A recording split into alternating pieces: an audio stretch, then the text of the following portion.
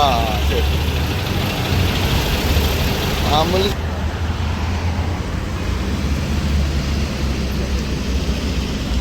ചുവന്നോണ്ട് കഴിഞ്ഞ് താണിപ്പാട് എത്തുന്നതിന് തൊട്ട് മുമ്പായിട്ട് KSRTC സ്വിഫ്റ്റ് ബസ്സിൽ കാറിടിച്ച് അപകടം ഉണ്ടായിരിക്കുകയാണ്.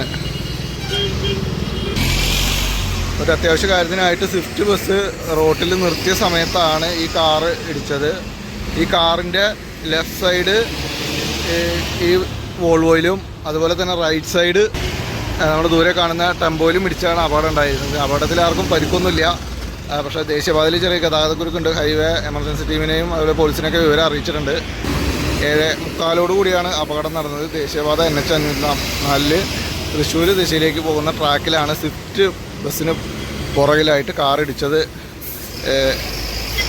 യാത്രക്കാരൻ്റെ ഒരു ആവശ്യത്തിന് വേണ്ടിയിട്ട്, എന്തോ ഒരു ആവശ്യത്തിന് വേണ്ടിയിട്ട് നിർത്തിയിരുന്ന സ്വിഫ്റ്റ് ബസ്സിലാണ് വാഹനം ഇടിച്ചത്. അതേപോലെ ചെറിയൊരു ഗതാഗതക്കുരുക്കുണ്ട്. റോഡ് ഒട്ടൊക്കെ എടുക്കുന്നത് നമ്മുടെ വിഷ്വലിൽ കണ്ടറിയാം. ഇതുപോലുള്ള വാർത്തകൾ തത്സമയമായിട്ട് നിങ്ങൾക്ക് ലഭിക്കുന്നത്. നമ്മുടെ ചാനൽ ഇതുവരെ ഫോളോ ചെയ്യാത്തവരുണ്ടെങ്കിൽ ഫോളോ ചെയ്യുക.